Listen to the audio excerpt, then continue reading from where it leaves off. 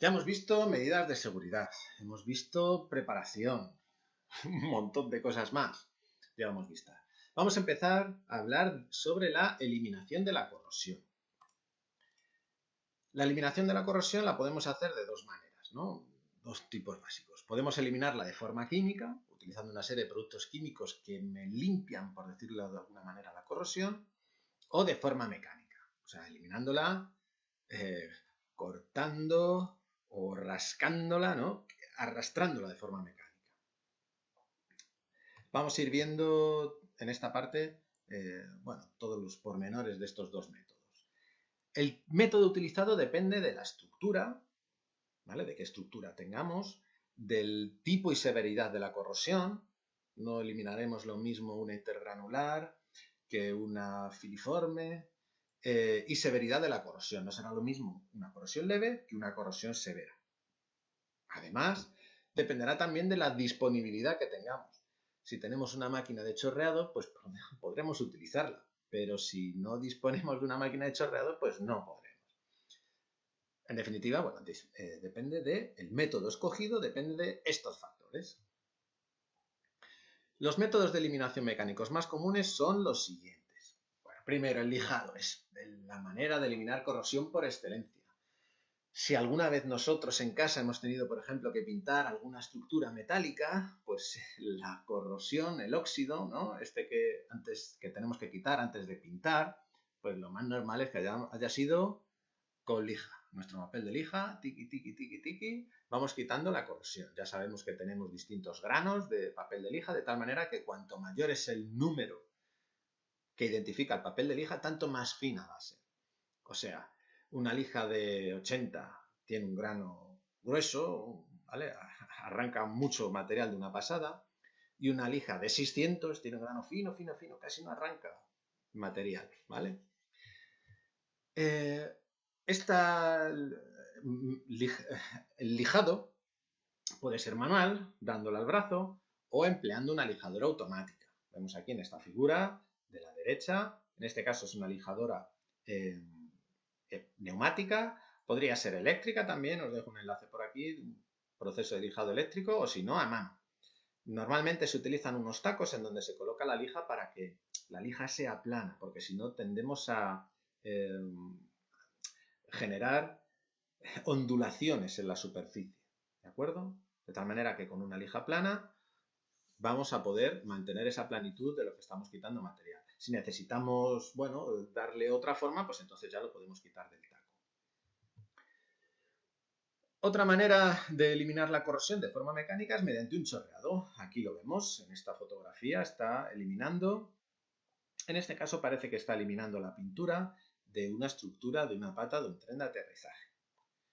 ¿En qué consiste el chorreado? Bueno, pues en lanzar a gran velocidad un polvo abrasivo contra una superficie con la ayuda de un equipo neumático. Y este polvo abrasivo, al impactar sobre el metal, va a ir arrancando la pintura o va a ir arrancando la corrosión. Hay muchos compuestos, hay diversos compuestos, ¿no?, de este polvo abrasivo. Tenemos a base de sílice, a base de óxidos de aluminio, tenemos de perlas de vidrio. Entonces, bueno, en función de, en concreto, las circunstancias que tengamos, la pieza que tengamos que tratar y el objetivo que persigamos, utilizaremos un polvo u otro y utilizaremos una presión u otra presión. Bueno, aplicaciones que tenemos de chorreado, pues eso, eliminar la corrosión, está claro, el abrasivo erosiona la pieza y va arrancando esos productos de corrosión que están pegados a la pieza. Se utiliza, por ejemplo, en fasteners, en herrajes en general, en el revestimiento y también en piezas que tengan formas complejas. Una pieza con formas complejas, lijarla con un papel es bastante difícil, sobre todo sin cambiarle la forma. En cambio, el chorreado sí que nos permite limpiar piezas con formas complejas de manera muy cómoda. Y también, como os decía, podemos eliminar la pintura. Si no le aplica la presión a la que lanza, ¿no? Si el equipo neumático le bajamos de presión, las partículas salen más lentas. Y entonces el abrasivo tendrá fuerza suficiente para arrancar la pintura, pero no erosionar la pieza. Ojo, si nosotros, después de que hemos visto, estamos chorreando y hemos visto que ha eliminado la pintura, si mantenemos el chorro contra la parte que ya no tiene pintura y aguantamos ahí un tiempo, vamos a ver cómo vamos quitando material. ¿Sí? Bueno, también se puede utilizar los chorreados para hacer tratamientos superficiales, como por ejemplo dar una cierta rugosidad para luego aplicar un tratamiento posterior, como darle una imprimación o, bueno, incluso aplicarle el alodine. El alodine, de todas maneras, ya veremos que deja una rugosidad bastante buena para aplicar posterior pintura. También se le puede utilizar para dar shot pin, que hemos estudiado también anteriormente. Para la aplicación de chorreado emplearemos la pistola neumática y, esto es importante, es algún medio para recoger el abrasivo. Obviamente todas las partículas de abrasivo que utilizamos y todos los productos de corrosión que arrancamos van a algún lado, no desaparecen, no se evaporan, o sea, todas estas partículas en algún sitio se depositan, entonces tenemos que idear algún medio para recogerlas. O si estamos en el exterior, pues bueno, van ahí a los cuatro vientos, se liberan. El caso es que yo no puedo directamente meterme dentro de la aeronave y empezar a chorrear por allí, porque todas esas partículas a algún lado me van a parar. Y vale, sí, habré limpiado la pieza de corrosión o le habré quitado la pintura, pero es que todas esas partículas se me habrán metido en otros sitios en donde me pueden generar problemas posteriores. Entonces, tenemos que tener cuidado a la hora de recoger esas partículas o que no se me desmadren, que caigan en una zona que yo luego pueda limpiar.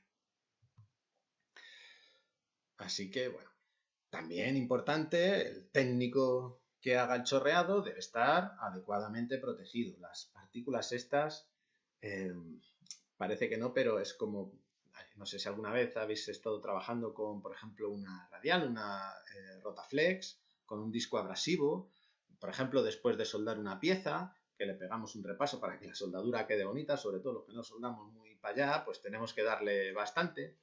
Y si es en verano, que estamos en manga corta, aunque nos pongamos nuestros guantecitos, pues estaremos allí dándole a la Rotaflex y luego por la tarde o al día siguiente nos vamos a mirar los brazos y vamos a ver que están llenos de picaduras, puntitos rojos, ¿no? de la erosión que nos ha causado el abrasivo en nuestra piel. Que igual en un primer momento no nos hemos dado cuenta, pero luego vemos y decimos, coño, ¿cómo tenemos los brazos? ¿Sí? Entonces, si esto pasa con una Rotaflex, imaginaros lo que pasa con un chorreado abrasivo. O sea, igual en el momento no nos hace daño, pero luego al día siguiente o por la tarde vamos a ver que tenemos la piel bastante mal. Entonces tendremos que ponernos nuestra protección facial, la mascarilla, guantes, buzo, calzado de seguridad, todo este tipo de cosas para protegernos adecuadamente. Y bueno, también tenemos que tener en cuenta que si hacemos el chorreado sobre el magnesio, el polvo de magnesio es bastante inflamable. Entonces, tenemos que tener cuidado de que nos pueda aparecer una llamarada y, bueno, generarnos algún problema. Cuando se hace sobre titanio y aceros de alta resistencia, aparecen chispas. Las partículas que arrancamos se quedan incandescentes durante unos instantes, durante un segundo, 2 segundos.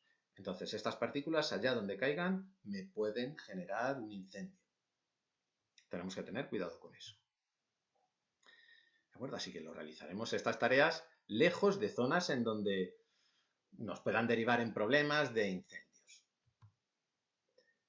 Y una precaución adicional será conectar el equipo de chorreado a masa, porque el equipo de chorreado, al producir mucha fricción, es posible que provoque que se cargue de estática alguna parte del equipo o nosotros mismos. Bien, en cuanto a las piezas, estas deben de estar limpias antes de chorrearlas, o sea, que no tengan grasa y estas cosas, ¿vale? O sea, están razonablemente limpias y secas para que no se me forme ahí una pasta con el abrasivo y demás, sino que salga el polvo perfectamente. Otra forma mecánica de eliminar la corrosión es mediante un cepillado. Aquí vemos en la figura este cepillo circular movido por una herramienta eléctrica, bueno, de este estilo. El cepillado lo podemos mover manualmente, nosotros dándole al brazo o empleando este tipo de herramientas.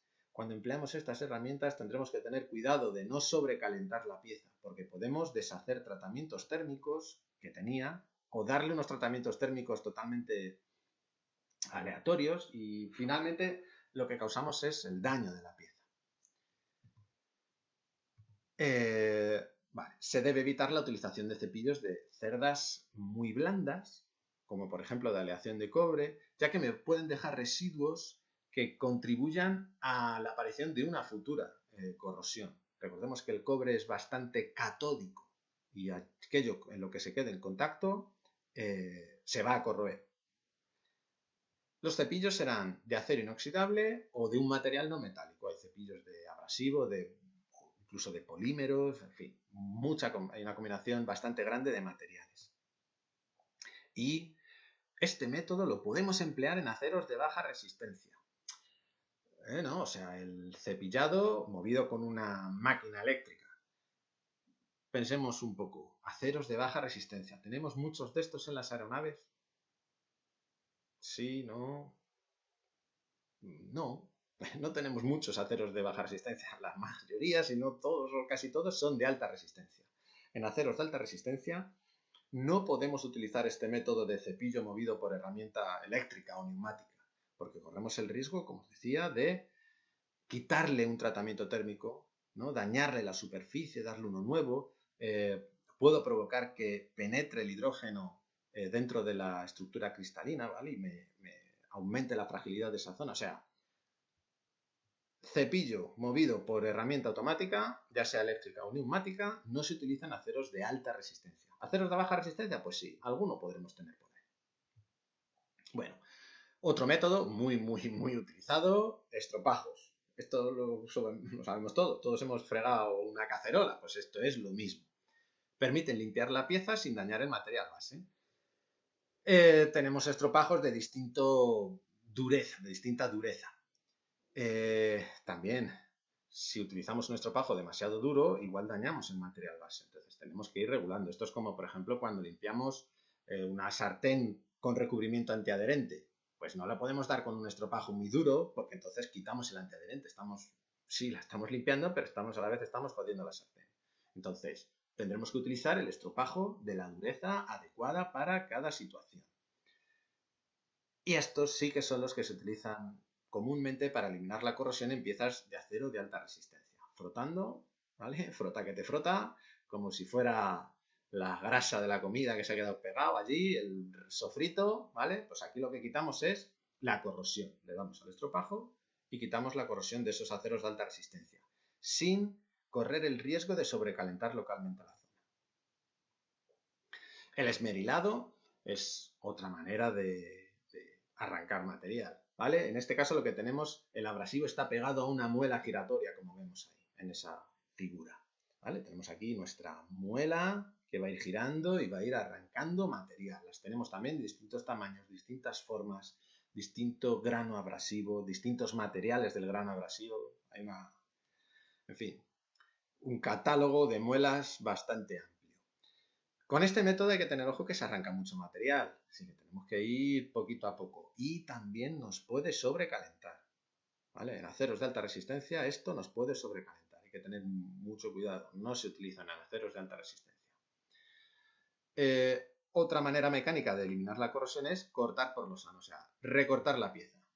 Yo tengo una parte de la pieza que está mal, pues me cojo mi sierra y le quito todo el trozo que está mal. Esa sierra pues, puede ser movida por una herramienta automática, eléctrica, como en este caso, o puede ser pues, una sierra de mano o unas tijeras de chapa, de tal manera que quitamos la parte que está dañada. Lo eliminamos todo y ya pondremos un parche, ya pondremos un refuerzo, pero de entrada nos lo quitamos todo. No es que lo limpiemos, sino que recortamos todo lo que está mal. Bueno, y los métodos químicos.